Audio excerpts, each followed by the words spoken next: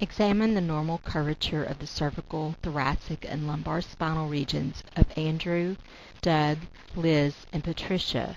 Picture the yardstick more forward and intersecting the ear, shoulder, elbow, hip, knee, and ankle. Note any forward head posture, turtlenecking, shoulder slumping, rounded upper back, kyphosis, increased lumbar curvature, lordosis, side-to-side deviation, scoliosis, or sway. The first video will look at Andrew's posture in standing. And looking at standing posture, there are three normal curves to the spine. You have a cervical curve that goes this way, you have a thoracic curve that goes this way, and then you have a lumbar curve that goes the same as the cervical. And a good way to look at someone's posture is to take 2 or 3 yardsticks and turn them sideways.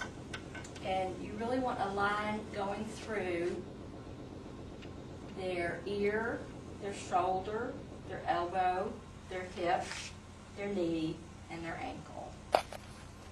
So you want to look to see if that lines up for Andrew. And you also... Which of Andrew's shoulders is higher? You want to turn and face forward. You also want to look to see if one shoulder is higher than the other. A good way to look at that is to put a yardstick level and see if one shoulder is higher than the other. When Andrew is facing forward, his right shoulder is higher. The next video will look at Doug's standing posture. Examine the normal curvature of the cervical, thoracic, and lumbar spinal regions of Andrew, Doug, Liz, and Patricia. Picture the yardstick more forward and intersecting the ear, shoulder, elbow, hip, knee, and ankle. Note any forward head posture, turtlenecking, shoulder slumping, rounded upper back, kyphosis, increased lumbar curvature, lordosis, side-to-side deviation, scoliosis, or sway. All right, and we want to look at their standing posture. A good way to look at that is take 2 or 3 yardsticks, turn them sideways, and you really want them intersecting the ear, the shoulder, the elbow, the hips, the knees, and the ankle. Okay. The next video is looking at Liz's posture in standing. Examine the curvatures of her spine and look for any abnormalities.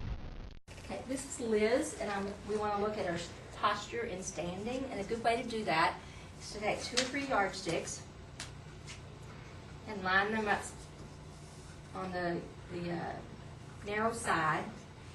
And you're wanting a straight line to go through the ear, the shoulder, the elbow, the hip, the knee, and the ankle.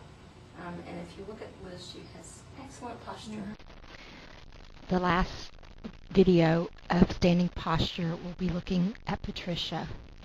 And this is Patricia, and looking at her standing posture